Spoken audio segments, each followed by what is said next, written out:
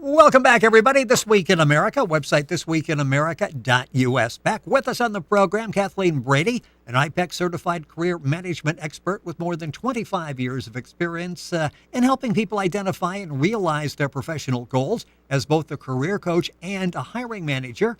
In her book, Get a Job, 10 Steps to Career Success, Kathleen shares her secrets for navigating the job search process from start to finish. One of my favorite guests back with us on the program. Kathleen, great to have you back with us. Great to be here, Rick.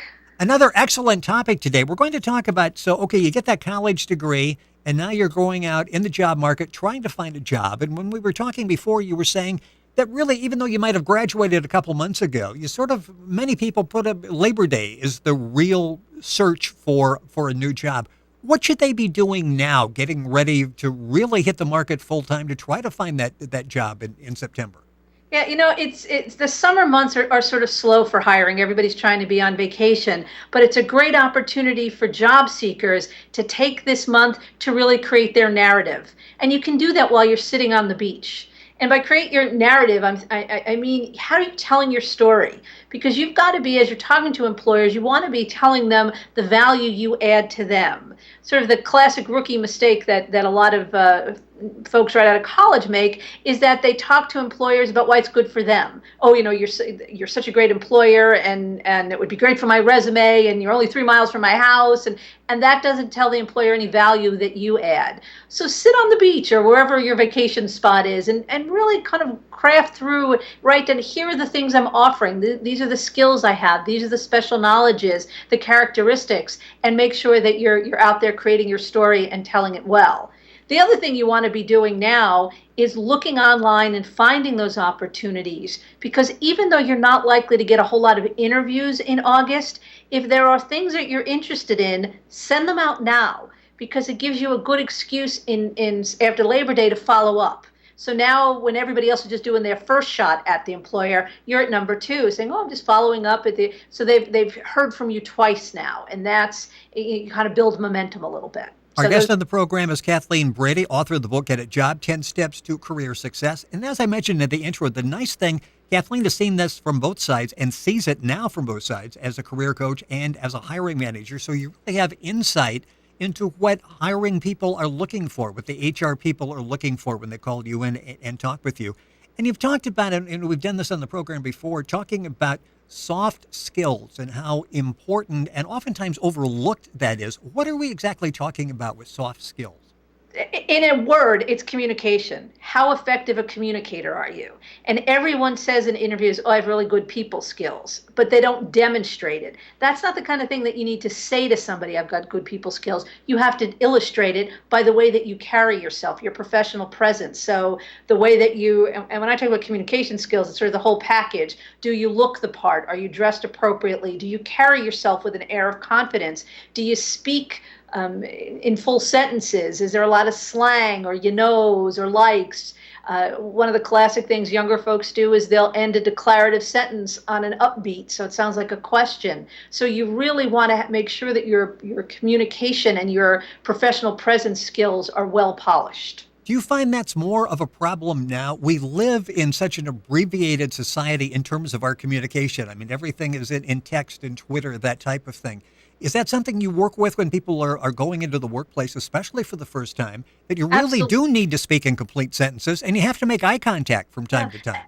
Absolutely, and I think that's one of the things that's been lost. I mean, I'm not one of those the old farts who talk about, it's ruining the world. I think technology is a great thing, but one of the things we've lost is how to connect with each other on that one-to-one human level. And how do you look someone in the eye, and how do you have a conversation? And young folks don't know how to do this. I was out with a group of teenagers recently, and we're sitting around a table, and they're all on their iPad, on their phones, texting each other. And I said to them, "What are you doing? There's 6 of you here. Talk to each other." And they just sort of laughed at me because they're like, "Well, we're being inclusive. We're including everybody else." Yeah, but you're not connecting with each other, and you're missing this wonderful opportunity. And when people join the workforce, which tends to be older folks who have these communication skills, when you can't look look them in the eye, when you can't have a conversation, and even when you're sending emails to your boss or your colleagues with these, LOLs and all these other things,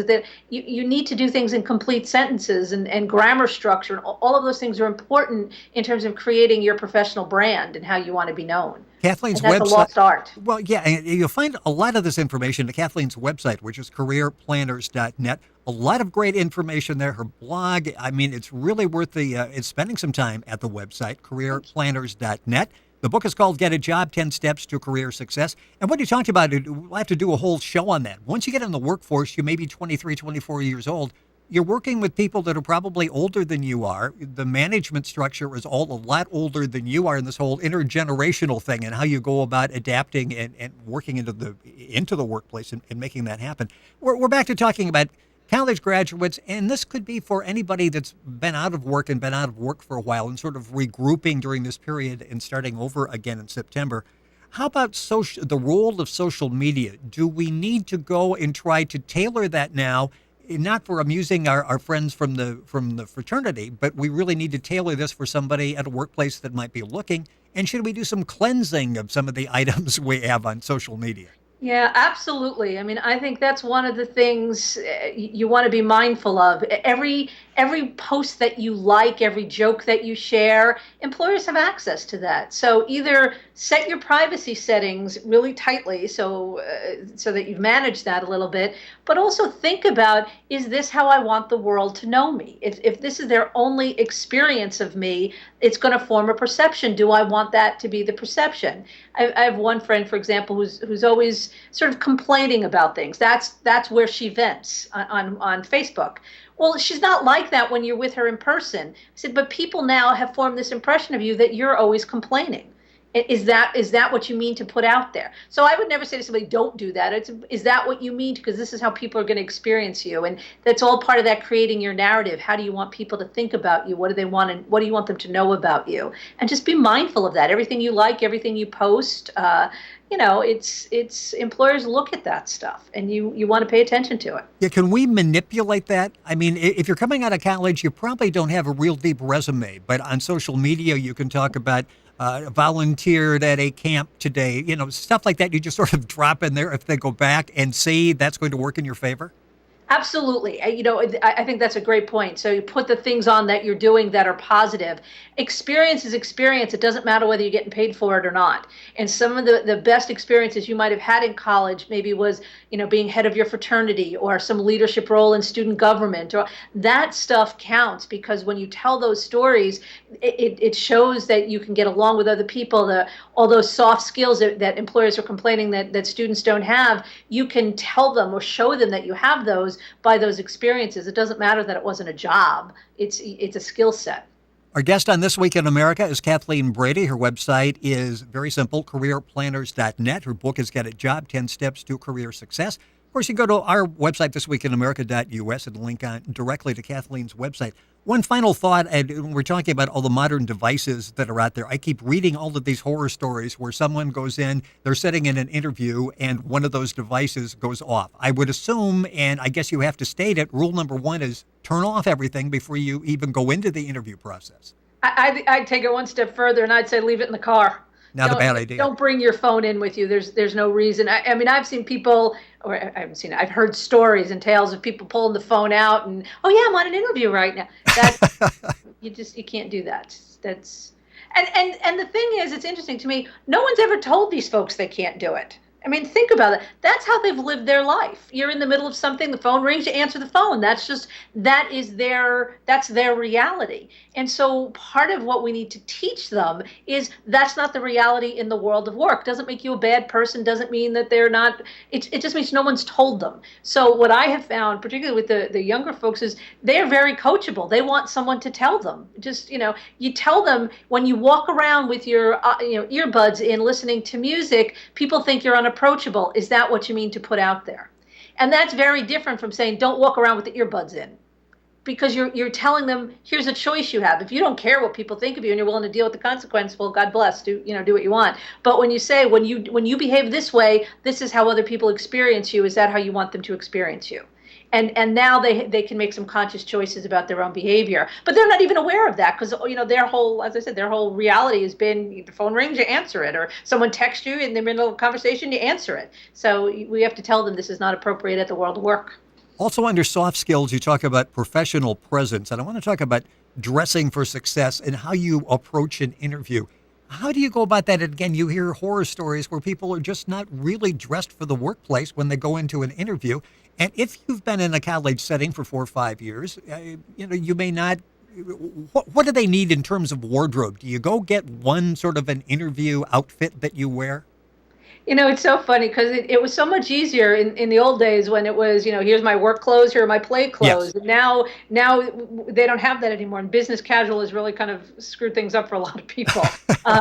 What I would say is it's going to very much depend on what industry that you're going into. So, for example, if you're going to apply for a job as an assistant golf pro, you're probably not going to wear a business suit. But you want to make sure, well, what do they wear to work every day and be one step above that? So in a law firm, for example, I work with a lot of lawyers. People don't wear suits every day, but that's one of those instances where when I go in, I would have a suit on because that would be one step above sort of their business casual. If you're going to maybe an internet company where everybody's wearing jeans and sneakers, you'll look silly if you're in a suit. But again, I might wear khaki shirts and maybe a nice golf shirt, or if I'm a woman, I might wear a skirt and a sweater, something like that. So you always err on the side of being a little bit more conservative. And remember, if you would wear this to a club, don't wear it to the interview. That's sort of my rule of thumb. Rule number one, sort of assess the situation you're going into. Kathleen Brady, our guest on the program. The book is Get a Job, 10 Steps to Career Success. A lot of the information we talk about, of course, in the book and available at the website, which is careerplanners.net. Just one final thought. You mentioned in lining up interviews, where's the best place to go? I mean, it wasn't that long ago. You'd go grab a New York paper on Sunday and you had all the ads in there and you'd start circling making phone calls. Effectively, what's the best way to go about finding a job? I think the internet has made it easy to find where the opportunities are. So that's always the first place to start. So you look at some of the generic job boards, and then I would try and find niche job boards. But the challenge for most people is that's where they stop. They just apply online and think that that's the end. What you must do once you find where the opportunities are, now we've got to add that human element in, and we've got to think about, okay, who do I know who might know somebody who works there? And that's where you get on LinkedIn and you type in the name of the company, and maybe you see your brother-in-law knows somebody. You shoot him an email saying, could you introduce me? I saw they have a job posting there. I'd like to find out more information. And so you're always trying to find some connect. So if it's somebody great. If it's somebody who knows somebody that they can introduce you, sometimes it's someone who went to your college. So I would look at alumni. There's sometimes it's friend of your parents. No one is going to hire you because you went to the same school or because you're a friend they're a friend of your parents. But if that's something that gives you an opportunity to get in front of a live person instead of kind of just going online and falling into the black hole, that kind of human element makes a difference in people getting interviews. Time going so quickly on the program, and we're trying to guide you as to what you need to get done this month, so in September you can really hit the ground running. Let's talk about resume and references, and you can read 10 articles on resumes and maybe get 10 different approaches. How do you recommend they go about putting that resume together? And now we've thrown video resumes in the mix as well. Video resumes are not quite there yet. HR folks are not using them because it takes less time for them to look at a paper resume than it does to go to a video resume. So you're a little ahead of the curve. So I'd say don't do that because not enough employers are doing those yet. But with, as you say, you show your resume to 10 people, you get 10 different opinions. What you want to think, when you want to hear all those opinions, sort of get the best practices, what you want to think about when your resume is it represents you when you're not there. So you want to make sure that it is telling your story well. And so don't edit out the things that you go, oh, no one's going to care about that. One of the things I always ask people when I'm looking at the resume, what did you take off here? Because they've usually edited out something that's the most interesting thing about them because they thought it was irrelevant. So make sure that you're telling your story well in a language that the employer understands. The other thing, it used to be historically, you only needed 1 or 2 resumes if you were looking for different types of jobs. Now you really, because of technology, you want to make sure that you tailor your resume so that you've got some of the same buzzwords on your resume that they have in their job posting. So for example, you can't just say computer skills. Now you want to list the different programs that you do or the different software that you know how to use, because those are sort of buzzwords that the computer algorithms are screening through, and if they don't see them, you get kind of just tossed into the no pile right away. Buzzwords is interesting because you hear some people that say a human is not going to look at this, at least initially. It's going to be scanned by a computer, and I've got to put all these buzzwords in so it jumps out of the computer. How do you sort that out? You have to read the job description carefully, and then you want to go back and look at your resume and make sure that you have said it in the way that they say it. So for example, in my background in law firm world, it was called recruiting and professional development. Well, if I'm applying for jobs now in corporate America, they call it talent management and talent acquisition. So I don't put recruiting, I put talent acquisition. I make sure that word appears. So you almost could look at the job descriptions, highlight the words that you see the most, and make sure that word is on your resume, because you know talent acquisition is something that's going to be on there. The other thing I often do is I do a career summary, or it could be a career objective for people coming right out of school, that sort of summarizes your background in 3 or 4 sentences, and that's sometimes the best place where you can then make a change. So you don't have to change it all through the resume, but at least if the buzzwords are in that sort of career summary, that's helpful. Got a couple minutes left in the program. Let's talk about the mindset of the interview. And I read this article in the New York Times a couple of Sundays ago where this lady running a company said before she interviews, she'll call out to the receptionist and sort of say, nice person or a jerk, and sort of getting, those are my words, not her words, but sort of get an assessment. So the interview process for this applicant really starts when he introduces himself, sitting in the lobby waiting to walk in to talk to her. And she said, I'll even sometimes, get up, greet them, drop something on the floor to see if they'll bend over and pick it up for me. I mean, those things, that may not happen a lot, but with the interview process, basically, when you walk into the building, you should be in interview professional mode. Well, I would go one step further. I'd say you want to be a nice person. I mean, that sounds so silly. Yeah. But because think about it, I'm interviewing somebody that now I'm going to have to spend 8 to 10 hours with a day, and I want to make sure that this person has some level of likability. So it doesn't mean we all need to tell jokes, or so you sort of need to be who you are, but you need to make sure that people are having a pleasant, positive experience of you, and that you are courteous and kind and respectful of everybody, from the security guard that you meet down in the lobby all the way up to the senior, the most senior person that you meet, because they do talk to each other. If you're nasty to the receptionists, you might be perfectly lovely to the interviewer, but the receptionist is going to say, this guy's a jerk. And if they're a jerk during the interview, pretty much they're probably going to be a jerk as an employee. I'm going to stretch 30 seconds here at the end, but once you're there and you've got a whole area where you talk about evaluating the job offer, negotiating the job offer, and we'll talk about that on a future program. But so often, and I think you even went through this when your career started, where you took a job you weren't really happy with, and it took you a while to sort all that out. Do you grab the first job that comes along, or because of the job market, should you take that? Or it's like, I'm not real comfortable with this, I want to see what else is out there? That's a great question. I think these days you got to get in the game. So you want to grab a job, even if it's not a perfect job, but something that's going to take you closer to your goals. And the example I always give is, you don't want to take if your goal and dream is to work on Wall Street in finance, and Uncle Lou has a construction company and wants you to work there, yeah, that's a job, but that doesn't get you in the game. Now, if you can find an opportunity there, say, okay, I'm going to take that job so I can go for my MBA, then maybe it's okay. Or if you could say, Uncle Lou, I will do that if you'll allow me to sit with your accountant and learn the business side of things as well. Is that something I can do? So now you're building the skill set that's going to take you closer to your long-term goal. So you got to get in the game, but you want to make sure you're working towards what it is where you're trying to get to. Interesting. Just remember, get in the game. Is this going to facilitate that? And maybe it's something I should be taking. This is a fascinating discussion. Always is. We will have Kathleen back in the program. Kathleen Brady, our guest. The book is called Get It Job, 10 Steps to Career Success. The website, careerplanners.net. A lot of great information there as well. Kathleen, always a pleasure. Look forward to having you back in the program. I got like 8 more pages of notes here, so plenty to talk about. Thank you for joining us. Thanks so much. Have a great day. You too. This Week in America, website thisweekinamerica.us.